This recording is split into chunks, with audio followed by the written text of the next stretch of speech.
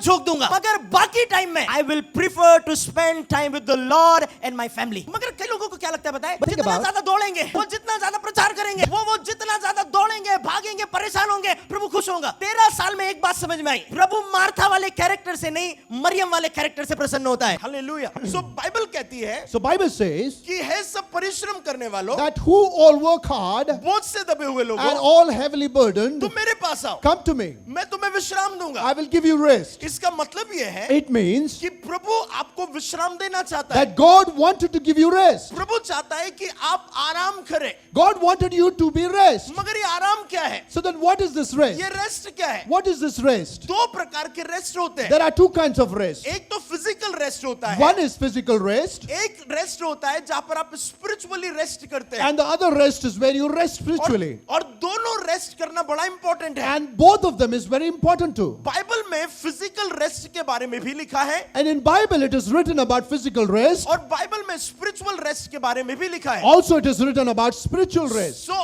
हर एक आदमी को ये दोनों रेस्ट होना बहुत जरूरी है। So every person should have these two kinds of rest in their life. जब आप फिजिकल रेस्ट की बात When करेंगे, we talk about physical rest, आपके शरीर को भी शरीर में रेस्ट की जरूरत है। your body needs that rest. अगर आपके शरीर को रेस्ट नहीं मिलेगा, If your body doesn't get any rest, आप इस बात को देखेंगे कि आपकी बॉडी भी कुछ अजीब काम कर रही है। and you will see that your body is working in a different way. Example के तौर पर, For an example, अगर आप रात भर नहीं सोए, if you couldn't sleep throughout the night आप दूसरी रात भी नहीं सोए, and the second night as well, आपकी बॉडी क्या रिएक्ट करेंगे? what your body will react there? आप कहीं फोकस नहीं कर You पाएंगे, cannot focus anywhere. आप कहीं ध्यान नहीं लगा You पाएंगे, cannot concentrate you anywhere. cannot work properly, आप अच्छे से काम नहीं कर पाएंगे. you cannot focus on your work. आप अपने काम पर ध्यान नहीं दे So पाएंगे. people will think he is a disturbed person. So इंसान व्यक्ति सोचेगा कि आप बहुत डिस्टर्ब हो चुके आपका हैं. शरीर डिस्टर्ब है, Your body is disturbed क्योंकि जहां पर सोने का समय था, because where you had a time to sleep, आप सो नहीं रहे थे। you were not sleeping. सो वैसे ही आपका आत्मिक जीवन भी होता है। And the same way is your spiritual life. अगर आपके आत्मिक जीवन में रेस्ट नहीं है, If your spiritual life doesn't have a rest, आप उस एनर्जी को फील नहीं कर पाएंगे। you couldn't feel that energy. So Bible कहती है, So the Bible says, हे सब परिश्रम करने वालों, all those weary people, हे सब बोझ से दबे हुए all लोगों, those who have were heavily burdened, तुम मेरे पास आओ, you all come to me. मैं तुम्हें विश्राम दूंगा। I will give you rest. Hallelujah. Hallelujah. इसका मतलब क्या है? What does it mean? इसमें दो बातें निकल कर आती है। There are two things which comes out. पहली बात, प्रभु आपको रेस्ट देना चाहता The है। first thing is God wanted to give you rest. प्रभु आपको स्पिरिचुअली और फिजिकली रेस्ट में देखना चाहता है। God wanted to see you all physically and spiritually in rest. वो विनोद को रेस्ट में देखना चाहता है, And God wanted to see Brother Vinod in rest. वो अंकित भाई को रेस्ट में He देखना चाहता wanted है, to see Brother Ankit in rest. वो शिमोन भाई को रेस्ट में He देखना wanted चाहता to है, see Brother Shimon in rest. वो सबको रेस्ट में देखना He चाहता है। wanted to see everyone in rest. मगर इंपॉर्टेंट क्या है? But then what is important thing Prabhu here? आपको रेस्ट में देखना चाहता है। God wants to see you in rest. Hallelujah, Hallelujah. Amen, Amen. Hallelujah. Hallelujah. अपने पड़ोसी को हाथ लाकर बोलो, प्रभु आपको आराम में देखना चाहता है मगर घर पर।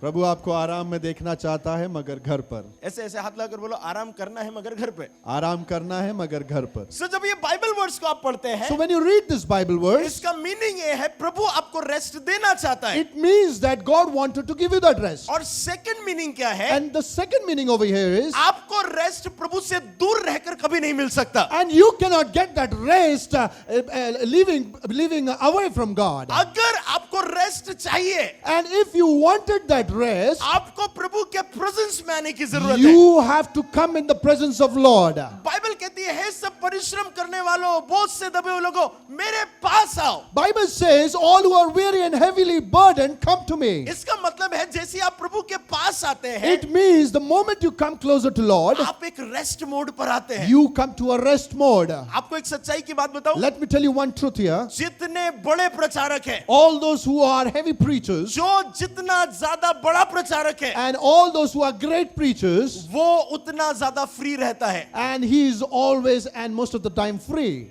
Hallelujah. जो जितना ज्यादा प्रभावी प्रचारक है, The preacher who is more influential, वो उतना ज्यादा फिजिकली और स्पिरिचुअली रेस्ट में है। and he is much more in rest physically and spiritually. आप कितने लोग मेरी बात को How समझेंगे many of मुझे you नहीं पता। understood?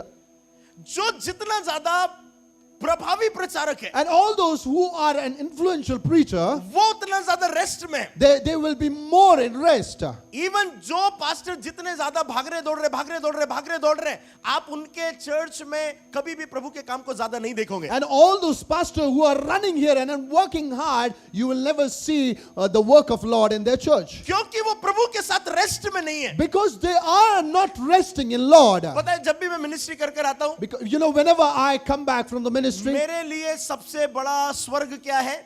what is an heaven thing for me? मेरा रूम, My room, मेरा परिवार. my family. उसके अलावा कोई मुझे अगर कहे, Other than that, if anyone tells me anything, चलो C21 मॉल घूमने चलते हैं. let's go and visit C21 Mall. अरे नहीं रहने दो. I will request and I'll deny them. अरे फिनिक्स मॉल चलते हैं. And let us go to another mall. बिल्कुल भी नहीं. Not at all, it's not possible. मगर यदि वो रूम के अंदर रहना है, But then if I want to remain in that I room, prefer to be there all the time. और मेरे लिए अच्छा है कि मैं हमेशा उस रूम में रहूं. इसका मतलब ये नहीं कि मैं आलसी हो गया. It doesn't mean that I'm lazy. नहीं, मरियम वाले कैरेक्टर से प्रसन्न होता है. God is always pleased by the character of Mary, not by Martha.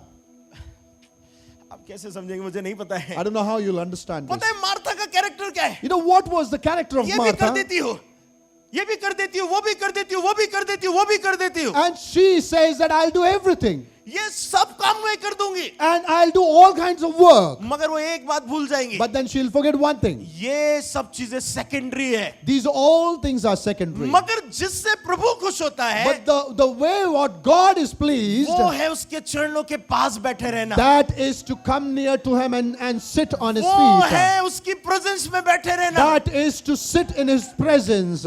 Hallelujah. Hallelujah. पता है इन दिनों फेसबुक पर कितने मैसेज आते होंगे? These days, how many messages are there in our Facebook? आप हमारे जूम पर प्रचार कर दोगे That क्या? can you preach in our Zoom meeting? आप यहाँ पर आ जाओगे क्या? Can you come to our place? आप शादी में प्रचार करने आ Can you जाओगे preach in क्या? our wedding? कुछ लोग अभी रिसेंटली कॉल आया था, बोले हमारे यहाँ पर 2 दिन की शादी है, शादी में प्रचार करने आओगे क्या? Recently, someone called and told me that our weddings for 2 days. Can you come and preach there? हजारों लोग आएंगे. There might be thousands of people there. मैं शादी में प्रचार करने क्यों जाऊंगा? But then I thought, why should I go and preach in the wedding? इससे बेहतर यह है कि मैं प्रभु के साथ टाइम स्पेंड करूंगा. It's better that I spend time. अब कई लोगों को लगेगा कितनी बड़ी अपॉर्चुनिटी थी.